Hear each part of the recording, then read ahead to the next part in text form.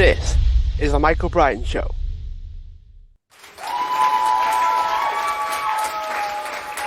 Hi everyone, welcome back to the show. And today I'm joined with Laurie Harada and Carrie Newton. Laurie is the senior manager and Carrie is the manager of therapy access of Terumo Blood and Cell Technologies, which if you don't know, we're talking sickle cell disease and ways that we can treat it. So Laurie, Carly, thanks so much for joining me. Thanks so Well, much you're for very having welcome. us. Yeah. We're glad to be here. So talk to us a bit about sickle cell first. So some people will have brief knowledge about it. Some may have no idea what it is. So whoever wants to go first, who is the best person to answer what sickle cell actually is? Yeah, thanks, Michael. So, sickle cell disease is the most common genetic blood disease in the US. There's probably about 100,000 people in the US living with sickle cell disease, and it affects mainly people with Middle Eastern or African heritage. And so, in sickle cell disease, your red blood cells contain an abnormal hemoglobin called hemoglobin S. And so the presence of hemoglobin S in the body causes your red cells to change shape and become sticky and in almost like a sickle crested shape, which is why it's called sickle cell disease. And when they become sticky, it makes it really difficult for them to pass through smaller blood vessels. And as a result of this, the body's tissues and organs can be deprived of the oxygen they need to be able to function properly. So it's a very serious disease. It's really important that with this disease that these patients understand their symptoms and how to keep themselves as healthy as possible because it can be really debilitating and really affect their quality of life. Am I right in saying that it's like an autoimmune thing? Like I've seen a couple of films related to it where they've got to be really careful with their environment. They can't go outside as much if it's like bad weather, let's say, because it can lower their immune system. That's probably a bit of an over exaggeration given it's a film, but what is it? Is it that way as well, like when it affects the immune system? Yeah, so it's a hereditary disease. And so it's a homozygous disease. And so both of the sickle cell patients' parents need to have the trait to pass on the sickle cell disease. And really, one of the biggest triggers for sickle cell disease is when we talk about hemoglobin S, they get that sickle crested shape from being exposed to periods of hypoxia or not enough oxygen in the blood.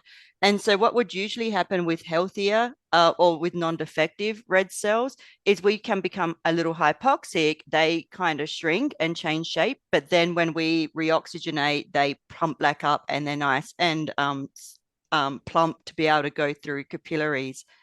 But when you have sickle cell disease, when you do get exposed to that hypoxia, they kind of shrink and then they don't bounce back up. And so that's where they start to become really sticky and hard and crested shape. So, a big trigger for these patients is making sure that they stay really well hydrated, that, being very careful. I mean, when they exercise or when they go into like higher parts of the world with altitude. I know I live in Denver, Colorado, and so it's a big thing when sickle cell patients travel to higher altitudes. They need to be very aware of that. Making sure they get enough sleep and really taking care of themselves is probably the biggest way they can, increase their quality of life. And on top of that, the main thing is connecting with a healthcare provider or physician, a nurse practitioner that can really work with them, to offer them different solutions on how to manage their disease. So, just a little history about sickle cell disease. It's believed it was developed a hereditary mutation due to the reaction of malaria. So it was a way for the body to protect itself from malaria, and the cells would sickle so that the malaria would not infect the red blood cells. So it's not really an autoimmune disease, it is a hereditary disorder. It's interesting that you bring up that it was like a body's response to malaria as a way of combating it, preventing the effects of it, that sort of thing. It's making me think actually of the ways that we are helping each other health-wise may actually be contributing to something else further down the line. Is there anything else like that? Like I'm wondering like if something daft like flu vaccines are causing us to all of a sudden be more susceptible to something else as a result. And we know things mutate all the time and things change and it can be so hard to keep up with the whole thing. But is this the only thing where we are trying to combat something and as a result we're more then susceptible to something else or we're causing something else by it's like we're never going to win. It's what it feels like. We're never really going to get out of this thing, are we? And it's making me think, is there more to that statement where, okay, we're battling malaria. How do we do that? Let's do this and let's cause our red blood cells to do this. And now all of a sudden we're probably going to be potentially worse in some ways than if we'd had malaria and had the vaccines and brushed it off, kind of thing. Like it seems like we're never really going to win this battle. Well, in the early days of malaria, there wasn't any medication for malaria, and that's why the body mutated and made these changes so they could protect itself. It's a protective mechanism in the human body. Now there are medicine that does treat malaria, so you don't see that mutation. But now that it is a genetic disorder, it can be passed on from one generation to the next. And that's why we call this a genetic disease, not a autoimmune disease. This is like classic epigenetic type things then, where when things have become genetic, we kind of look back and think, oh, well, it was this, it was that. There wasn't a whole lot happening now. But because it's now in the genes, is there anything that you can actually do if you have it? Is there anything that's really helpful? Because that sounds like a lose-lose situation for those that really have this, because it doesn't really help because we now have the medicine for it, but you're still feeling the effects and long-term consequences are a mind-numbing concept for most people anyway, but it just seems like it's so hard to wrap your head around it because now these people have a hard time and it's because of what we thought we were doing right, I guess you could say, in the past. Well, Such complicated things. this is a lifelong disease, and it can be controlled. And that's where automated red blood cell exchange comes into play. Now, Carly, I'm going to turn it back to you because you give great explanations about the different options that sickle cell patients have with transfusion therapy. Thanks, Laurie. So when you look at managing sickle cell disease, there's several options for these patients. And so a lot of patients are on a pharmacological option. And so what those options are actually look at increasing hemoglobin F, so a different type of hemoglobin in the body that actually has a higher affinity to oxygen, actually carries more oxygen around the body. So I would say about 80% of these sickle cell patients are managed on a pharmacy option. Interestingly enough, when babies are born with sickle cell disease, when we're born, we actually have hemoglobin F, fetal hemoglobin in our bodies. And so babies in developed countries are quite often tested for sickle cell when they're born, but they are often not symptomatic until they're at least 6 months, 1 year old, when that hemoglobin F starts to decrease in the body. So just an interesting little fact there. So like I said, about 80% of the population in the US is treated with these sort of pharmacological options. But then you can be treated with transfusion therapy. And so the goal of transfusion therapy is to infuse healthy donor red cells, and that will increase oxygenation of the patient. And so when you look at that, you think red cell infusions. So there's different types of these transfusion therapies. One of them is these patients will come in once or twice a month and just have 1 or 2 units of red cells infused. That's enough to keep to increase the oxygen in their body and manage the symptoms of their sickle cell disease. At Terumo Blood and Cell Technologies, one of our platforms offers a different type of transfusion therapy, and we call that red blood cell exchange, or RBCX, if you want part of the acronym soup that we always talk about.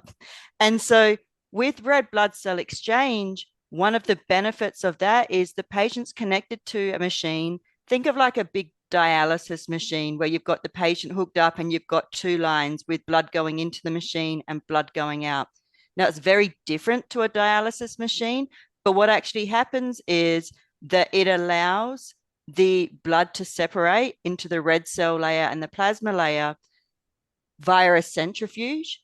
And so by doing that, we can actually direct the red cells from the patient to a remove bag and simultaneously replace with red cells, right? So as they're pumping their blood in, we're removing their red cells and simultaneously infusing donor red cells.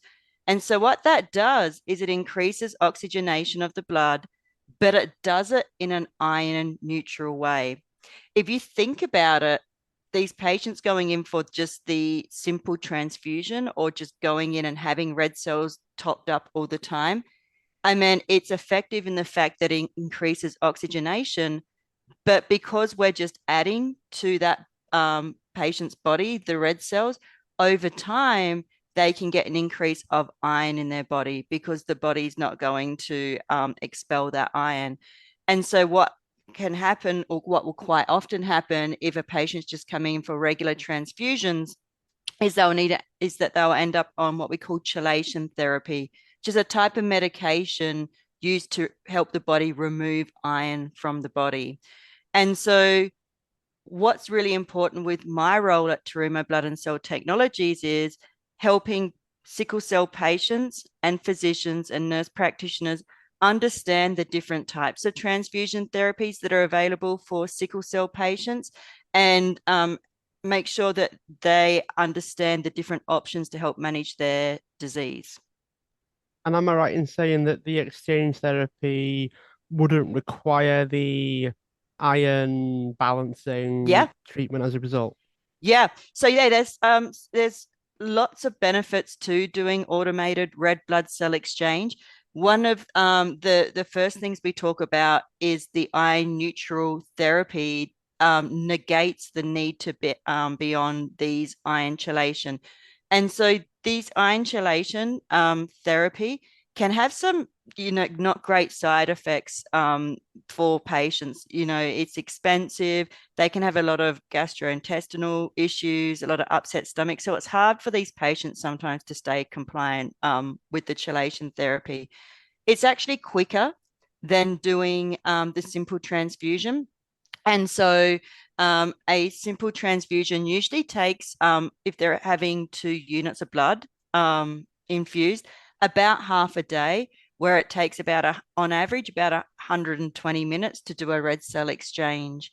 The other benefit for automated red cell exchange is you can actually space out or increase the length of treatment time. And that's because our machine allows you to accurately enter what sort of hemoglobin S levels you want these patients to finish the procedure at.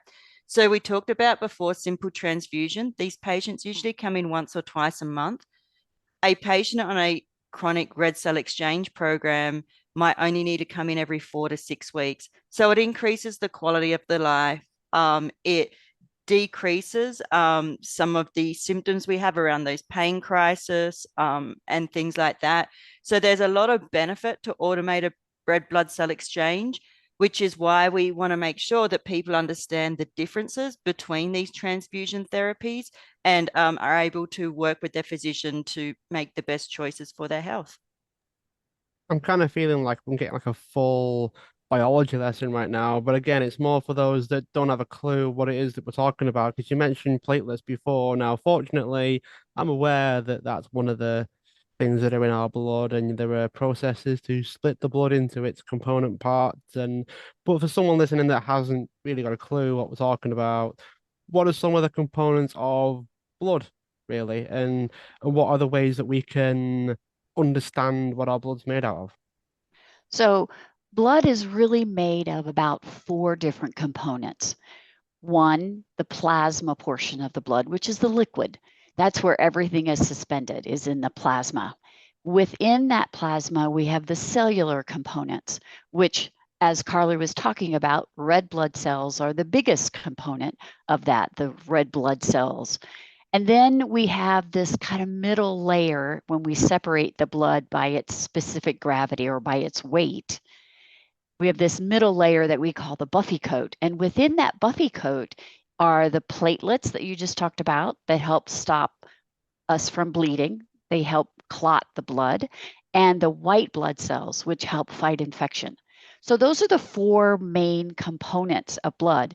And what we can do in either blood donation or blood separation, we can selectively remove one of those types of blood components and use it as therapy. Or in red blood cell exchange, we can remove those defective red blood cells and replace them with healthy donor cells. When you donate blood at a blood center or blood drive, you could donate a unit of whole blood, which contains all those components, or you could donate by apheresis, which is to separate the blood into its different components and just donate either plasma or platelets or red blood cells. So there's lots of ways that you can donate blood, and we really encourage blood donation because of the shortage that's going on right now. Do you think there's ever like a space where someone with sickle cell disease will get to a point where it's okay, or are they always ice skating uphill, so to speak, where they're always having to keep doing it because they're fighting this They're sort always of ice skating battle? uphill. Yes, Yeah. Michael, they're always ice skating. I love that term, ice Yeah. skating uphill. Yes, they're always fighting against the development of their sickle cells, their sickled red blood cells. And therefore, automated red blood cell exchange allows them to have a normal, healthy life with normal, healthy red cells from donors. And when you have those normal, healthy cells, your oxygen carrying capacity is greatly improved. Therefore, your quality of life is greatly improved. What Now, happens to a normal one? What happens to like, so if you have a red blood in transfusion, what happens to that to alter its function, alter its capacity for oxygen, to then kind of continue this? Well, I still have sickle cell, and this new one that I have is now being transformed, I guess, into something that's not as useful. well, the new blood isn't being transformed into sickle blood. Red blood cells are manufactured in our bone marrow. And in sickle cell disease patients, they are constantly manufacturing sickled red cells. And those sickled red cells don't have a normal shelf life. They don't live as long as healthy donor cells. They only live, 20 days or so, right, Carly? About 20 days, where healthy donor cells live maybe 120 days. So those normal, healthy donor cells will circulate in the body and do what they're supposed to be doing by carrying oxygen, versus the sickled cells that the body is producing in a sickle cell disease patient. They get produced, then they die. And that's why they live in this anemic state most of the time, because their red blood cells don't live as long as our healthy donor cells. So I think it's a really nice point. Oh, sorry, Michael. No, I was it's just okay. going to add to that if you think about it, these hemoglobin S cells, we said they've got a lower affinity for oxygen anyway. So they already carry less oxygen. And to Laurie's point, like a shorter shelf life, it means that on top of the lower oxygen carrying capacity, they've got a lot less of them, which just exacerbates all of these symptoms of the hypoxia, which causes a lot of these patients, a lot of their pain crisis, And so it's just this, I really like that terminology. I'm going to take that, move forward with it. Ice skating up the mountain. Yeah, ice skating uphill. Yeah, it's really important that they understand their bodies. And these people are incredibly in tune with their bodies. You know, I was speaking to a patient advocate group yesterday in California, and there was a lady from Florida that was up in San Diego. And before she got on the plane, she said, I don't feel right. I don't feel like I should go up in the aeroplane and fly back with my sickle cell disease.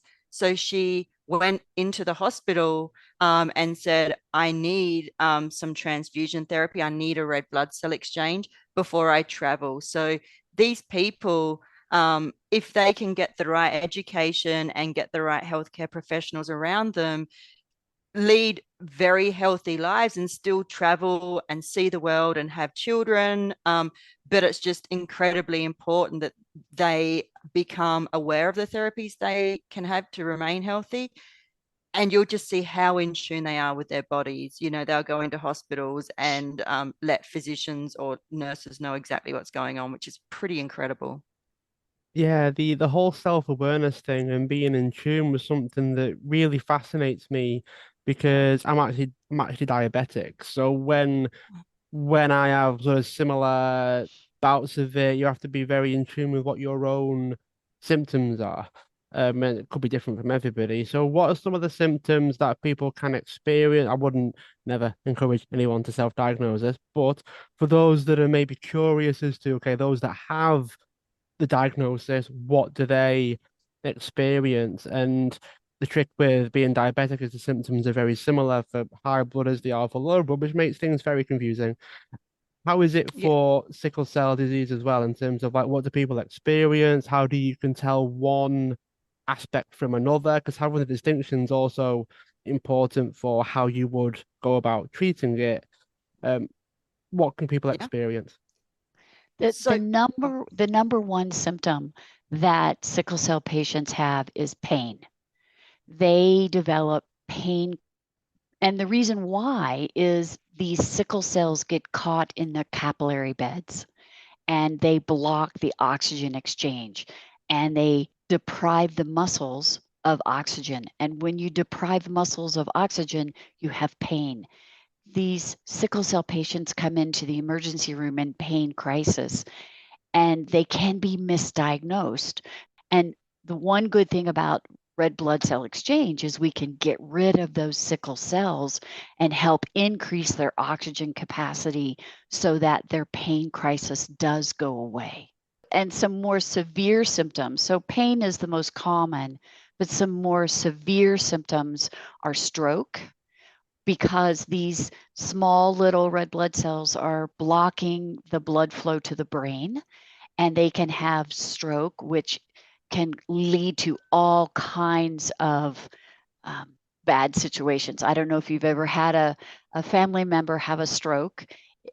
It's a long recovery process to recover from a hypoxic stroke in your brain. They also can have chest syndrome, which is like a heart attack, because these sickle cells are blocking the capillary beds. It's all related to lack of oxygen to vital organs and muscles. It almost kind of makes me think that the sickle cell aspect is like the behind the scenes potentially, but what we actually experience can almost be worse in a way. yeah. I'm Yes. picturing like faintings and strokes and lack of energy, therefore a lack of motivation and willingness, but also ability to actually do anything about it. I'm picturing, okay, well, maybe if they exercise, they'd feel better. They can enhance their body's ability to latch onto oxygen. Maybe it'll do something. But then I'm thinking, well, if they're lacking energy, they can't do the thing that I'm picturing that they would need to do because they've just not got the energy. They're too tired to go for a run. They might struggle to get up the stairs, and it can be so hard to battle it when you're battling with the baseline thing is energy and ability to actually change things. Well, if you think about living in a chronic anemic state, you have no energy because you don't have enough red blood cells to carry oxygen to your vital organs. Therefore, You're tired all the time. You don't have energy to walk up the stairs because you're anemic. And they live in a chronic anemic state compared to us three sitting here on this podcast who have normal, healthy red cells and lots of them. Yeah. And it's just these patients need to be so meticulous with every single life decision they make, Michael. I know we talked about it's really important they stay hydrated and get lots of sleep and that they stay on their chronic disease management, which is really hard, especially, we see a lot of these patients that really struggle with that transition from the pediatric hospitals to the adult hospitals, just, starting college or starting jobs and getting more social. It's just everything they do when they plan a holiday, they have to plan their sickle cell around that. If they want to start a family, the pain crisis we talked about will often increase in pregnancy because you've got that viscosity of the blood. Every single thing they do, they need to sort of think about and plan. And so that is the best, I guess, defense they've got is having a really good healthcare team that are well educated around all of their options to manage these symptoms. And really, what I love about our job is when you go and see these patients and they talk about their sickle cell journey. I mean, these people, they're called, there's a patient group and they call them sickle cell warriors. And they are just the most phenomenally, I guess, resilient and inspiring people, the way they deal with their disease and what many of them manage to go and live exceptional lives. So I think, while there are no cures, it's really inspirational to work with these patients and see how they get over that adversity and continue to have a great quality of life. You ever find that there's a kind of person that would undergo the treatment, they'd undergo the domino effect, they'd start that process of getting better, and then they start doing other things to look after themselves, and now all of a sudden they are just like you or I, just kind of going about whatever it is that they want. And the amount of times people will start off from really struggling to then being able to do things that they would never have dreamt of doing, and it all starts with that one domino effect of, okay, well, once I have more energy, it's then about where I put that energy and what I actually do with it. Yeah, I it's think inspirational. I think the key is that they have to understand where that domino effect occurs and to stay ahead of it.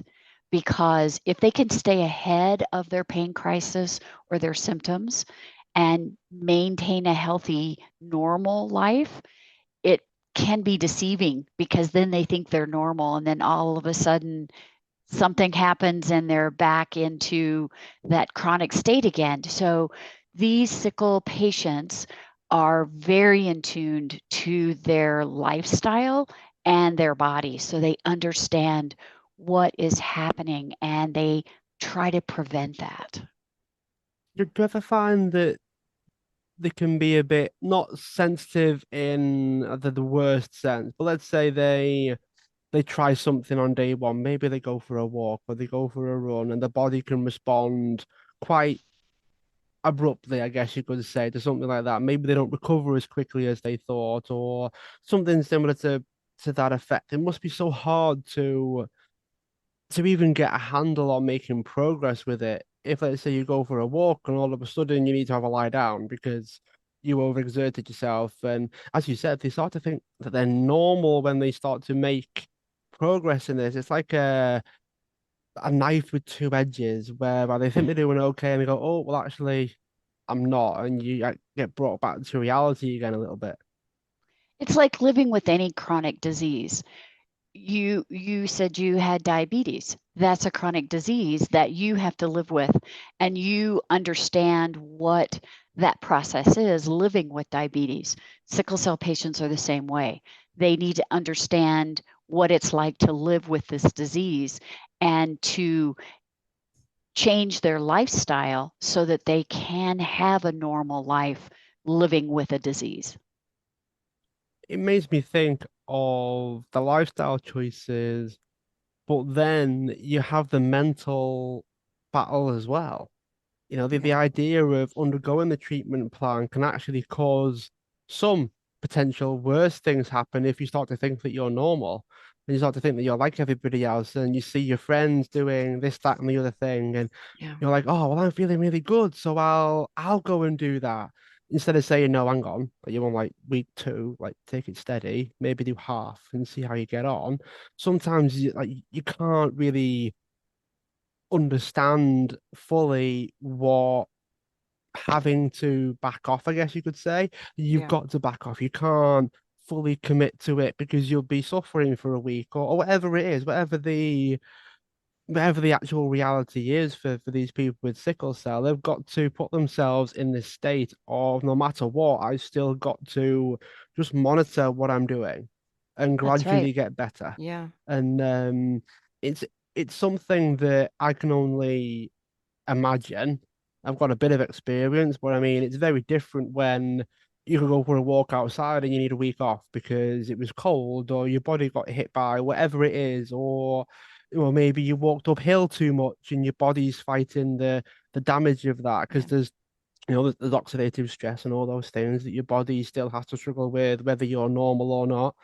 And I think it's so hard to wrestle with that to the Yeah. point where we need to be able to encourage people with this condition to still push themselves and to still work through it and still keep pushing through because the benefits always outweigh the negatives. Is there anything that you can share for people with this condition that can help them do that? Because I could share a couple of things, but I mean it's not the same. What can these people do? Yeah, and I think it goes back to Michael, I talked about before. Probably the biggest high risk stage for these patients is when they transition out of pediatric care and go to adult care. And to your point, they're big life changes around that time of your life. You're either going off to college and hanging out with your new college friends, you're starting a new job and working different hours, different diets. You don't have so much parental supervision. And so you start making these life choices, right? So you're going out, like, then you can start to drink alcohol when you're 21. There's all these different life choices. And you're like, oh, my friends can go and do it. Why can't I? And so I feel like around that time, unfortunately, there's a couple of things I want to talk to about that. Unfortunately, around this time, on this sort of seminal sort of moments of people's life, is where we lose some sickle cell patients because the pediatric hospitals are managing their disease, and then they don't either maybe feel comfortable going to a new hospital, or the adult hospital won't keep bringing them, reminding them their appointments, right? Or their parents won't bring them in. So, that's one thing. There's a lot of great physicians and nurses and nurse practitioners out there that are really working on sort of bridging, that time of these patients' life. And they will, within these bridging programs, talk about, you're going to be faced with different life choices and, how you manage that, right? So I think in the US, there's some great pilot programs that help manage that and really allow these patients to think, I can lead a great, productive, inspirational life. I just need to learn my body and manage my symptoms and realize there are limitations that I need to put in place to stay healthy. So I think that's probably the first thing to comment, is that, there are a lot of healthcare professionals that are really managing this. And then I think once you kind of get through that initial stage, like I said before, these patients know their body so well. Like I said the other day, that the lady who didn't want to get on the plane because she just didn't feel quite right. And what I think we needed to do to support that as a healthcare community is really educate the healthcare community around sickle cell and the symptoms. I think one of the most disheartening thing is that as people are trying different things and maybe having exacerbations of this disease, the last thing we want is for them to go into a hospital and be in this excruciating pain because they've had an exacerbation, and they get told that it's not as bad, the pain's not as bad, and they won't get the adequate pain relief. And so I think as we encourage these patients, because you can travel, you can have families, you can lead great, healthy lives, but it's really important we help them and support the healthcare professionals that are really managing and helping them understand, that transition where a lot of these life decisions are made and it's going to change. And the second thing is continuing to educate the healthcare community that when they do come, to hospitals for help, that they're not just labeled as opioid chasing people, that they're treated adequately as well. Because if you continue to go to hospitals and get told that, you end up not going into hospital and just managing with your pain every day. Yeah, it must be so confusing for people as well, because if you're anything like some of the people that I know with chronic health conditions and diseases and things, when you go from being a child to being an adult, very often they just rip the band-aid off and they're like, Yeah, right, away you go. And yeah, I think a part of that problem, anyway, is they've never had to learn the skill of being disciplined with it, being self-responsible, which if you've got a handful of things, is hard enough, if you don't have anything else that you need to do daily or hourly, or every time you go on a flight, you need a blood transfusion first. Most people don't need that. So they haven't got to think about that. They haven't got to reverse engineer that whole process. Okay, well, when do I need to book it to be able to get it before I go away? Very straightforward stuff. It's called being organized. But if you've never had to, it's very hard to build that skill and to build that ability. And very often you see it. You see like kids that are making their own breakfast and doing their own clothes, and they're like 6 years old and they get themselves ready for school. And I'm quite passionate about the fact that's a good thing. It's a good thing to be able to teach your kids as early as they're able to do little things for themselves and to do little things, because I can't tell you how many times I wish I was taught things like that sooner. Because when you've got to do it yourself, you've not got the years of doing it to be good at it. It takes me forever to do something that would take somebody else half the time, because yeah, they've got the years of experience of building it up and getting yeah, good at it and being organized, because you've always had to. It's like not brushing your teeth for 30 years and suddenly picking up a toothbrush and you think, oh, I've got to do this and work my toothbrush this way and get right to the back over here. And if you've been doing it for 20 years prior, you just do it. You don't have to think about it. You don't have to wonder when to set your alarm to find the time to do it before you eat your breakfast, that sort of thing. It's things that we don't necessarily think of because we're so good at it, that people that go their entire childhood of not needing to be organized and not needing to plan anything, to then be given this clearly very like life-changing condition that they've yeah, never had to manage themselves. Now they've got to do all of it. And it's not just conditions, it's not just treatments, it's not just frequent hospital visits, it's a lifestyle change. And I'd imagine if you've got high iron, you want to change your diet compared to if you've got low iron, and you just think it never ends. Your diet's changing every couple of days because your levels in the blood fluctuate. I'm imagining it's a bigger shift when you've got sickle cell, maybe, and you've got to do the whole thing while, okay, well, maybe you've then got to think about, do I need a job when I'm 16, or can I wait? I've got bigger problems. I might not be able to go for a walk today. I can't think about what job I'm going to get if I can't go for a walk today, that sort of thing. yeah, So you start having to pick your battles and decide what wars to win and what wars to lose, and all of those things. And it's such a mess, for want of a better expression, that you've got to just find anything that you can do regularly that makes a difference, that really does shift the game. Because otherwise, it's too complicated. Life's complicated enough without this thrown in as well. Yeah. So what can move the needle aside from just outright blood transfusions and see you in a couple of months kind of thing? What can make the big difference when it comes to having sickle cell, managing it, the possibility of actually getting a handle on this thing that we've now called ice skating uphill. What can we do? What makes the biggest difference? I think there's a lot of patient advocate groups out there that really support these patients and help them learn how to manage their disease. Teenage years are challenging for even normal, healthy people. And if you have a chronic disease and you're transitioning from mom and dad taking care of you to now you taking care of yourself, there's a lot to learn.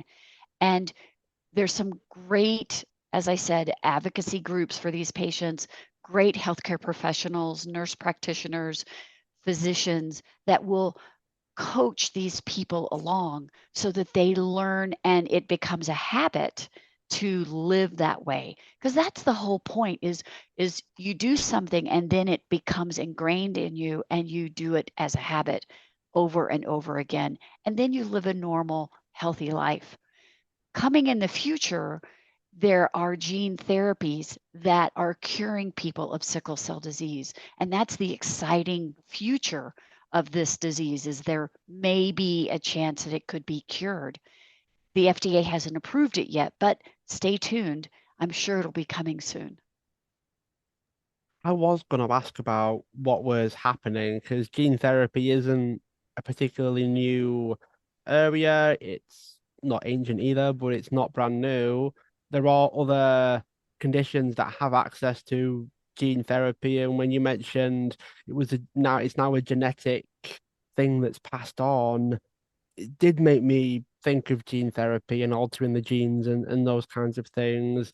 Is there a reason why it's not FDA approved yet? Is there any, is it too new? Like, is this like a hundredth condition in a long line of diseases that they've had to try with this first? I mean, what's the process going to be like? I think the key word is yet. It's not approved yet. It's in the process of getting approved, because in any sort of new therapy, it takes years of clinical trials and studying and testing to make sure that it's safe and efficacious, so it's effective. And there are a few companies out there now that have done their clinical trials and have great results and have submitted to the FDA for this gene therapy. So stay tuned. It will be coming soon to treat sickle patients with genetic manipulation to cure their disease. I bet that could be a crazy time for people when they've gone from having all of these. I mean, how big of a difference do you think it would? Do you think it would actually cure it, whereby, I don't know, a couple of months of treatment and they go from having sickle cell to being normal, for want of a better Yes. expression? Is it that big Yes, of a it is dramatic change? that it is that big of a change. There are patients that have participated in these clinical trials that have been disease-free for 3 to 5 years. So it is that big of a dramatic change. Wow. I mean, I would that be you guys out of a job then? Like, is that it? Like, when it comes out, we just sat there over around the oval table thinking, There's a lot of what other next? things we do besides helping sickle cell patients. And red blood cell exchange is just one aspect of the device that we have, this medical device that separates blood. And the other aspect is therapeutic plasma exchange, which is just the opposite of red blood cell exchange. Instead of taking red blood cells out, we take the plasma out. And there are a lot more diseases that are treated with therapeutic plasma exchange than with red blood cell exchange. So I don't think we'll ever be out of a job. No, Yeah. I imagine there'd be vampires that would bite your hand off for the plasma exchange. Yeah, and fortunately, the company we work for, Michael, Terumo Blood and Cell Technologies, we've got different products, services, and software that helps customers treat a huge amount of diseases with both blood and cells. So, we've also got systems out there that can expand cells, can elucidate cells to help with, these clinical trials and the scientists and physicians working on these cures. And so we honestly believe that, their blood and cells can do more tomorrow for patients than they can do today. So I guess, with that innovative sort of foresight as a company and that true belief, I don't think we'll ever be out of a job. And our core business is really to collect blood too. Yeah. So there's always a need for blood and blood products to treat patients. And that's part of our core business, is to collect blood and to separate blood into its components. What about for the average person who spent better part of 45 minutes talking about sickle cell? Because I know that's a big part of the work that you're doing and why I wanted to have a conversation today. But what about like average people? I don't like using that word, but what about people that don't have specific conditions and diseases? What kind of performance enhancing benefits could altering the composition of people's blood, enhancing what the red blood cells can do? Do you ever have that kind of work happen as well? As someone will say, look, I just want to get better at doing, oxygen exchange, blood-brain barrier, that sort of thing. Have you ever had that? I think what you're getting at is things that are potentially illegal, like blood doping, where they give or they receive blood transfusions when they don't need blood transfusions.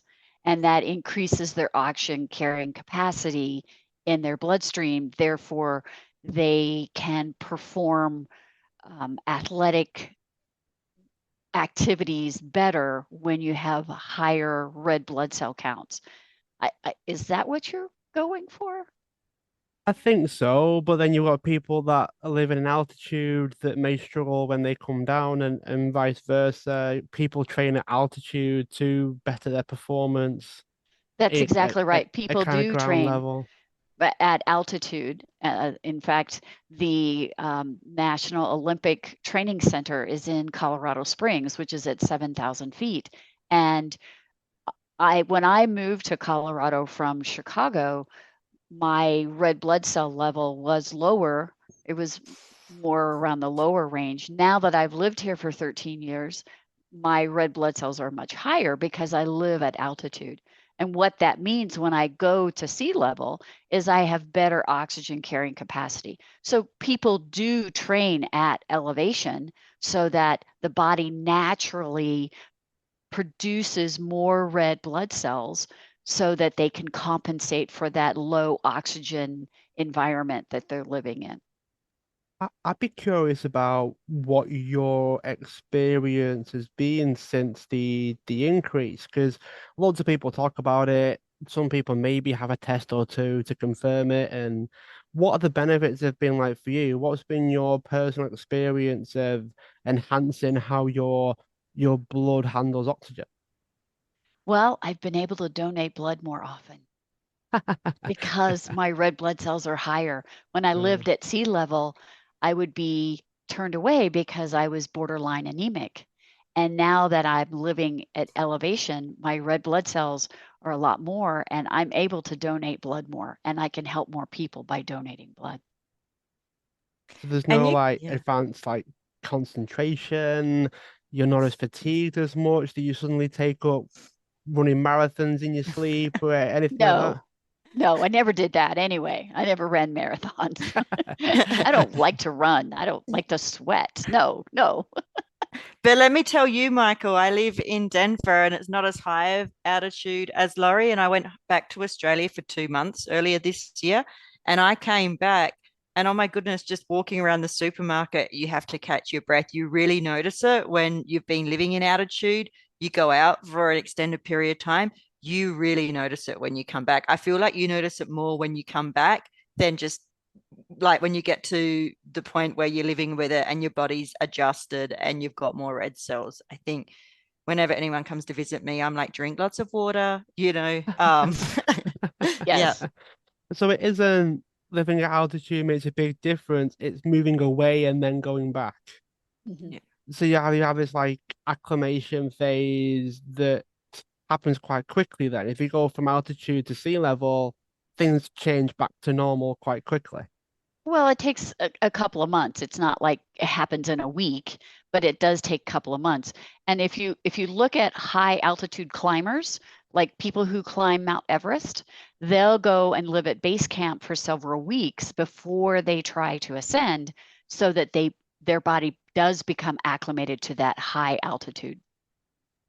So it sounds like it's a short-term effect then, in terms of like when the blood cell count increases, there's a little bit of a difference, but you're not really noticing it. Like I do picture like, not doing much at sea level and you live up there for a bit and then you come back down and all of a sudden it's ultra marathons galore with No, it's not. It doesn't work that way. No. well, Laurie and Carly, it's been amazing. I really enjoyed having you on. I feel so much smarter now as a result of having this conversation. So for those that want to learn more about you, the work that you're doing, how can people find out more? Go to our website. It's Yeah. Terumo, TERUMOBCT.com. Thanks so much for being a guest on the show. Those that are listening, feel free to subscribe, share the show, tell others, and also leave a review wherever you are listening into your podcasts. Carly, Laurie, it's been fantastic, and I look forward to keeping in touch. Thank you. Thanks, Michael.